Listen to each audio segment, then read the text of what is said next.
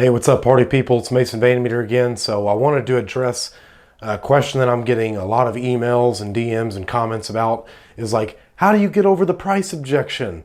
And so how I like to kind of break this down is it is entirely your fault.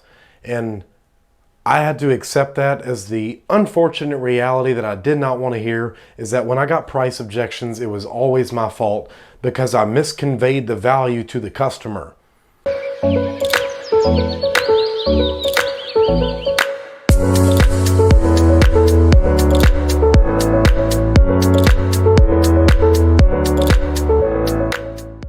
And what I mean by that is they do not understand what they are getting and the value from it. They do not think it is more valuable than the value that their dollar holds to them, because as humans, we vote with our dollars. And so if this was important to them, they would gladly hand them over. But because they do not understand the value or do not think it's for them when it's totally for them, they're not going to buy. And so I'm saying the best way to deal with the price objection is to not get it in the first place. And how do you do that? Well, from what I've had a lot of experience and success with is selling what it does versus what it is. I quit saying a long time ago, yeah, this is a $10,000 whole life policy with Mutual of Omaha. No, so when I found out their pain points, I would say, well, yeah, this policy, like when you die, I'm going to deliver this check to your family and it's going to take care of the whole funeral. How cool is that? And they were so much more receptive to being sold a vacation rather than the plane flight, as Alex Hormozy says. If you guys haven't listened to his sales content or like Brad Lee's, it is so simple and to the point, and it's all question based.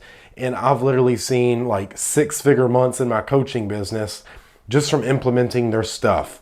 And so I know this works, because what's harder to sell, an $80 insurance policy or an $8,000, $80,000 product? Like, it's probably actually easier to sell these two, because the cheaper the product is, usually the customer is more like, what am I getting with this? But you get the point. It's all mindset and belief and perspective. But if you sell them on what it's going to do for them and it serves their inherently selfish desire of what's in it for me, because let's just be honest, the clients more than likely do not give a crap about us. Like, they don't care. They just want to know what's in it for them and what they're going to get out of this as a result of working with you or buying whatever you're selling.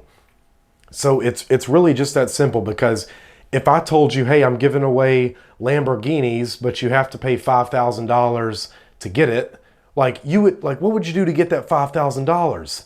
You would do anything. You might sell drugs. Don't really do that, but like, I'm just using an extreme here. You would do whatever it took, because you understood $5,000 to buy a Lamborghini, it's way under what it is actually worth.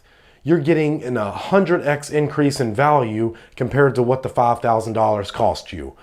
So you're getting a $500,000 vehicle compared to spending $5,000. We want to deliver that same experience to our clients. And how we do that is we sell them on the final destination, as Alex Hormozy says, Maui. That's all we're doing, selling what it is. The features, like the benefits, not the features. So here's what it's going to do for you, not here's what it is. We have to give them what they want in order to give them what they actually need. So they think they're getting peace of mind. They think they're getting remembrance as someone who took care of things. That's how they want to be remembered. They want to be remembered for being a family person. And you can label them with that, like, hey, like, based on what you're telling me, thanks for sharing that, I can really tell you're someone who values family. And by you doing that, you're increasing the value of the product, because by them buying it, they're reinforcing the belief by, like, they're ascribing that label to themselves. By them buying this insurance policy, they accept and embrace the label that you gave them of being a family man. And that's how they want to be remembered and thought of as their last days here. So sell what it's going to do for them, not what it is. And so back to the reality of the situation. If you're getting a price objection, when I got them, it was always 100% my fault. And when I accepted that, it allowed me to focus and get better on every other sales call after that. And I cannot tell you the last time I have got a price objection. So I hope this helps you. If it does, send it to another insurance agent or leave a heart emoji.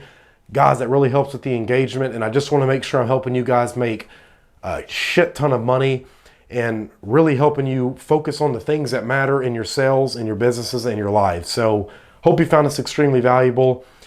If you did, leave a comment, all that fancy jazz. If you didn't, tell me to go pound sand or something in the comments. Either way, both of those help. But I love you guys. Keep being awesome. And until next time, don't ask me anything about the wife beater. I just like wearing this stuff. It's comfortable. I'll see you in the next video. Peace.